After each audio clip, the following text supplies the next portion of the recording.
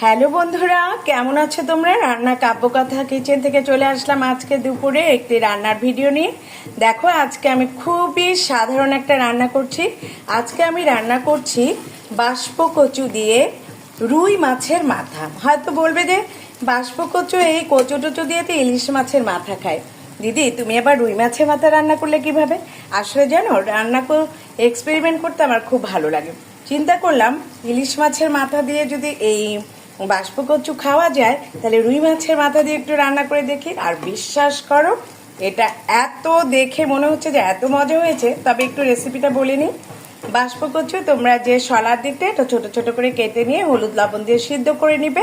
আর রুই মাছের মাথা আর কাঁকসার দিকটা ভালো করে পরিষ্কার করে নিয়ে হলুদ লবণ দিয়ে একটু ভেজে নেবে। তারপর তেলে একটি কালো জিরা দিয়ে সেখানে কাঁচামরিচ, পেঁয়াজ, রসুন সব কিছু দিয়ে কচুটাকে আগে কষিয়ে নিয়ে একটু ভাজা ভাজা করে আলাদা একটা পাত্রে রাখবে। এরপর মাছের মাথাটা ওই তেলে দিয়ে ভেজে নেবে।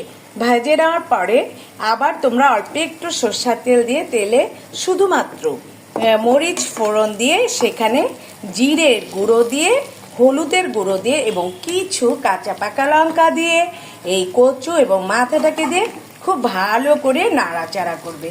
দেখো, আমার এই কচুটা যেহেতু সিদ্ধ, এটা রাঁধতে বেশি সময় লাগবে না। আর ইলিশ মাছের মাথা দিয়ে তো খেয়ে দেখেছো, এবার একটু তোমরা রুই মাছের মাথা দিয়ে রান্না করে খেয়ে দেখো যে এটা কত স্বাদ হয়েছে। বিশ্বাস করো, এবং তোমরা আমাকে একটা করে রিভিউ দিয়ে যাবে। যদি তোমাদের কাছে ভালো না লাগে, তাও তোমরা বলবে যে দিদি দেখো তুমি কি রান্না দেখিয়েছো, ভালো লাগেনি একটুকু। দেখো, আমার রান্নাটা প্রায় হয়ে গেছে এবং এই ঠিক মাখা মাখা হয়ে আসলে তোমরা এটাকে নামিয়ে নেবে। এবং নামাবার আগে তোমরা যদি কেউ চাও, অনেকে আছে চিনি খেতে পছন্দ করে না, অনেকে খায়, চিনি দিয়ে একটু নামিয়ে নেবে। দেখো, রান্নাটা আমার প্রায় হয়ে গিয়েছে। এটাকে একটা বাটিতে তুলে তোমাদের একটু পরে আমি দেখিয়ে দিব। এখন একটু ঢাকনা দিয়ে ঢেকে দিচ্ছি। এটা একটু ঢাকনা দিয়ে ঢেকে দিই, কারণ এটা হতে থাকুক অল্প সময়।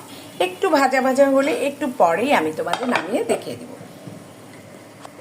এখন দেখো, এই মাঝে মাঝে এত গরম আর ইচ্ছে করে না যে শুধু মাছ মাংস খাই, তখন ইচ্ছে করে এই যে একটু কচু এসব একটু ফোনা দিয়ে যদি একটু ভাত হতো, সেই জমে যেত।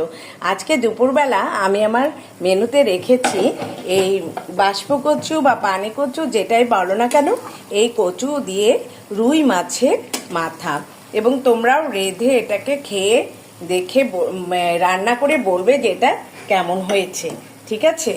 এবং তোমরা আমাকে একটা রিভিউ দিবে। তোমরা যদি আমাকে কিছু না বলো, তাহলে আমি কিন্তু রান্নার উৎসাহ পাই না।